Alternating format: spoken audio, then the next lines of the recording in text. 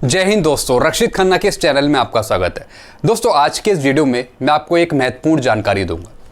दोस्तों सुबह मैंने एक वीडियो बनाया था इनकम टैक्स पर, जिसमें मैंने बताया था कि कौन कौन से ऐसे पेंशनर्स हैं जिनको ITR भरनी चाहिए, जिनको फॉर्म 16 मिला है, उनको क्या करना चाहिए पेंशनर्स को, सारी चीज़ मैंने समझाई थी। तो बहुत से ऐसे पेंशनर्स थे जो समझ गए सही से, लेकिन कुछ ऐसे पेंशनर्स थे जिनको अभी भी कन्फ्यूज़न था। तो आज मैं इस वीडियो के माध्यम से उनके कन्फ्यूज़न दूर करूंगा और मैं आपको कुछ और नई जानकारी दूंगा इस पर। दोस्तों एक और चीज़ मैं आपको समझाऊंगा, अगर आप टैक्स की रेंज में आ रहे हैं या फिर नहीं आ रहे हैं और अगर आप ITR भरते हैं, तो दोस्तों जो आपका ITR भर रहा है, चाहे वो चार्टेड अकाउंट हो या फिर कोई और हो, अगर उसको प्रॉपर नॉलेज नहीं है आपके डिफेंस की, पेंशन की, डिसेबिलिटी की, अगर नॉलेज नहीं है, अगर उसे ITR के बारे में नहीं पता कि कहाँ पर क्या छूट मिलनी है, तो दोस्तों जहाँ आपका टैक्स 20 से 30 हज़ार बन रहा होगा, वो आपका टैक्स बनवा देगा 45 हज़ार, 60 हज़ार, 80 हज़ार, यानी आपका नुकसान वो करवा देगा अगर उसे पूरी नॉलेज नहीं है। दोस्तों अगर ITR की पूरी नॉलेज है, डिफेंस पेंशन की भी, डिसेबिलिटी की भी, सारी चीज़ें पता है उसे, तो दोस्तों वो आपका टैक्स बचा सकता है। जहां आपका टैक्स ज़्यादा बन रहा है वो कम भी करवा सकता है। ये होती है नॉलेज पर बात, कितनी नॉलेज है। चलिए दोस्तों अब मैं आपको इस वीडियो के माध्यम से और चीज़ें समझाता हूं जो काफ़ी इंपॉर्टेंट है। और दोस्तों जो सुबह का वीडियो था उस पर जो कन्फ्यूज़न था पेंशनर्स को, वो भी मैं दूर करूंगा। सबसे पहला पॉइंट देखिए, जो पेंशनर्स ITR फाइल कर रहे हैं, अगर उन्हें एरियर मिला है अभी या पिछले कुछ सालों में, तो पेंशनर्स फॉर्म नंबर 10E भरकर एरियर पर टैक्स बचा सकते हैं। काफ़ी पेंशनर्स मेरे से बोलते हैं कि सर आप टैक्स तो बना रहे हो, लेकिन आपने टैक्स सेव के बारे में नहीं बताया कि हम कैसे टैक्स सेव कर सकते हैं। दोस्तों जिन पेंशनर्स को एरियर मिला है पहले या फिर अभी, तो एरियर पे आपको छूट मिल सकती है। उसके लिए आपको एक फॉर्म भरना पड़ेगा और वो है फॉर्म नंबर 10E, जो एरियर पे छूट दिलवा सकता है। और दोस्तों ये जो फॉर्म है ये किसके अंडर आता है? ये आता है form for claiming relief under section 89, इसके अंडर आता है, सेक्शन 89 के अंडर। और फॉर्म का नाम है 10E। इसके जरिए आप टैक्स बचा सकते हैं एरियर पे। तो आपको एरियर की डिटेल्स मेंशन करनी पड़ती है। दूसरा पॉइंट देखिए, इनकम टैक्स रिटर्न भरने के फायदे मिलते हैं पेंशनर्स या एम्प्लॉय को। बहुत से पेंशनर्स पूछते हैं कि सर हम ITR क्यों भरें, हमें इससे क्या फ़ायदा मिलेगा और कौन कौन से ऐसे फ़ायदे हैं जिससे हम ITR भर सकें। पहला, किसी भी बैंक से लोन लेने के लिए, अगर आपको लोन चाहिए किसी भी बैंक से, तो आप ITR भरिए। वीज़ा एप्लीकेशन के लिए, अगर आप वीज़ा अप्लाई कर रहे हैं तो उसके लिए भी आप ITR भर सकते हैं और दिखा सकते हैं। बच्चों की स्कॉलरशिप एडवांटेज लेने के लिए, अगर बच्चों की स्कॉलरशिप का एडवांटेज लेना है किसी यूनिवर्सिटी से, तो उसके लिए आप ITR दिखा सकते हैं। कैपिटल लॉस, बिजनेस लॉस से बचने के लिए, कई ऐसी प्राइवेट कंपनियां हैं या फिर जो बिजनेस चलाते हैं, अगर उनको लॉस हो रहा है तो वो भी ITR भरते हैं लॉस से बचने के लिए। अब दोस्तों जो मेरा सुबह का पॉइंट था, जो मैंने सुबह वीडियो बनाया था, उसमें कंफ्यूजन क्या था पेंशनर्स को, मैंने उसमें बताया था कि टैक्स की छूट सिर्फ डिसेबिलिटी पेंशन पर है, सर्विस पेंशन पर नहीं।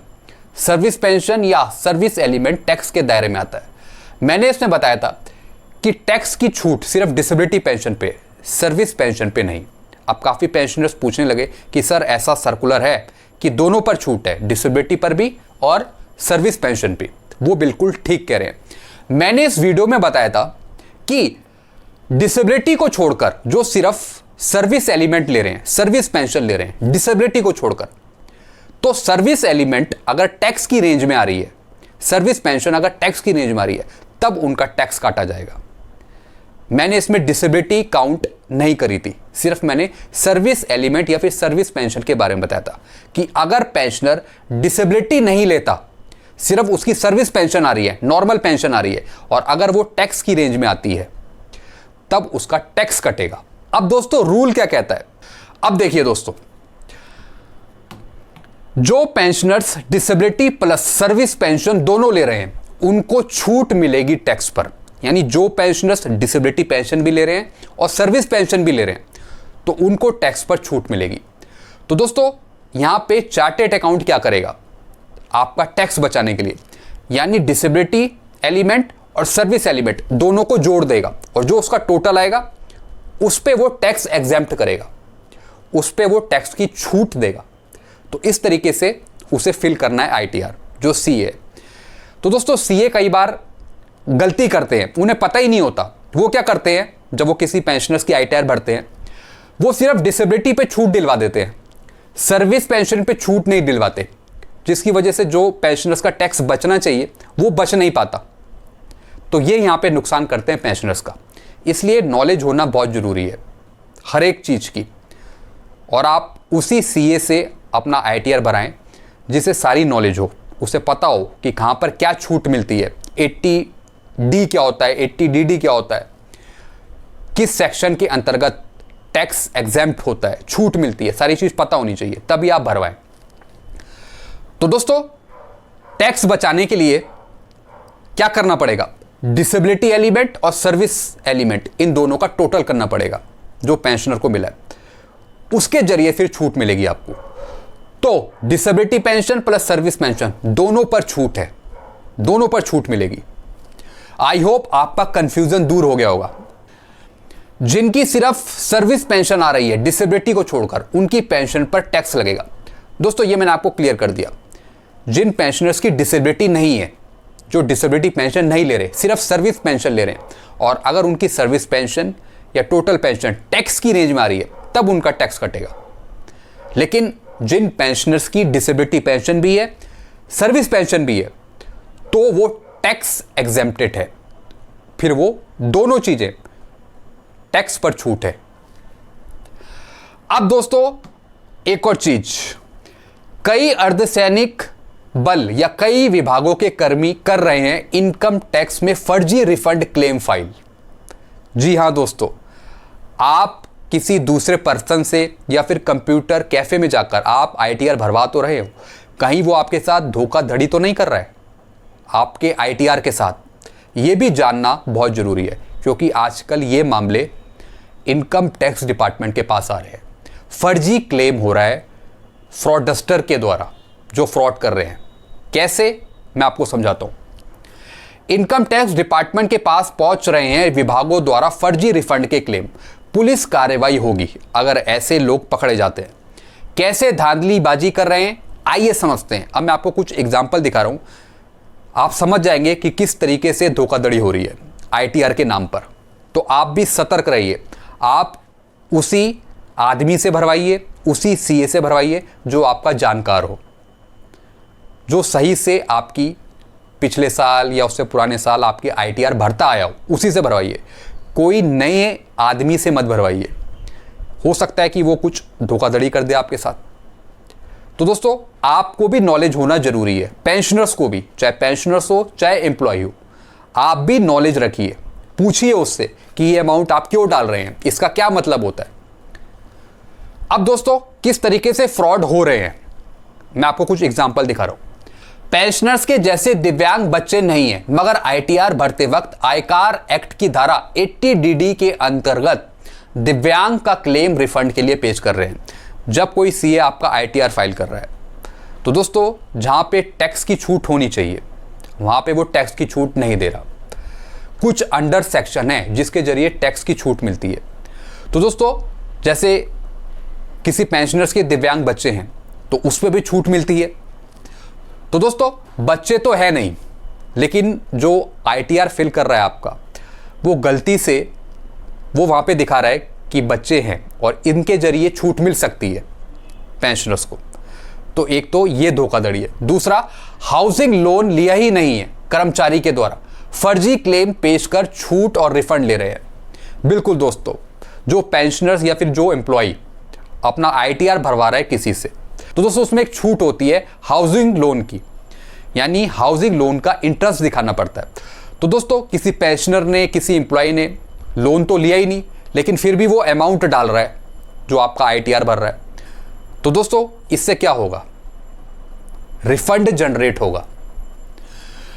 डोनेशन की राशि दी नहीं है, डोनेशन की राशि अधिक दिखाकर फर्जी क्लेम कर रहे हैं।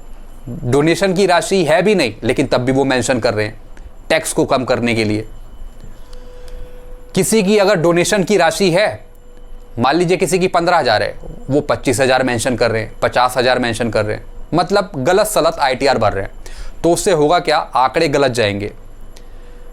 रिफंड अगर कुछ बन भी रहा है तो वो और ज़्यादा बनेगा, क्लेम और ज़्यादा आएगा। किराए के मकान में रहते नहीं हैं, फिर भी किराए का मकान बताकर रिफंड क्लेम कर रहे हैं। वहाँ पे किराए के मकान की भी छूट होती है, तो किराए के मकान में तो कोई रह नहीं रहा, लेकिन उसका भी वो रिफंड ले रहे हैं, उसका भी पैसा वो वहाँ पे डाल रहे हैं। इसी प्रकार फ्रॉड करने वाले मेडिकल के नाम पर क्लेम पेश कर रिफंड ले रहे हैं, यानी मेडिकल कुछ नहीं लिया लेकिन उसका क्लेम ले रहे हैं वहाँ पे मेंशन करके। तो इस तरीके की ये चीज़ें हो रही है। जैसा आपको पता है अभी ITR का सीजन चल रहा है, तो इस तरीके की जो फ्रॉड चीज़ें हैं वो चल रही हैं। तो आप भी सतर्क रहिए, आप उसी पर्सन से ITR भरवाइए जो जानकारी रखता हो, और आप भी देखते रहिए कि जो आपकी वो ITR भर रहा है वो कैसे भर रहा है, क्या चीज़ें वो डाल रहा है, आपके फॉर्म 16 से वो मैच कर रही हैं या नहीं कर रही चीज़ें। सारी चीज़ें आप देखिए, आपकी टोटल ग्रॉस कितनी है, आपकी डिसेबिलिटी पेंशन पे कितनी छूट मिल रही है, सर्विस पेंशन पे कितनी छूट मिल रही है, सारी चीज़ें आप चेक करें। क्योंकि दोस्तों आजकल फ्रॉड बहुत हो रहा है। अगर आपके पास जानकारी नहीं है तो फिर आपको नुकसान हो सकता है।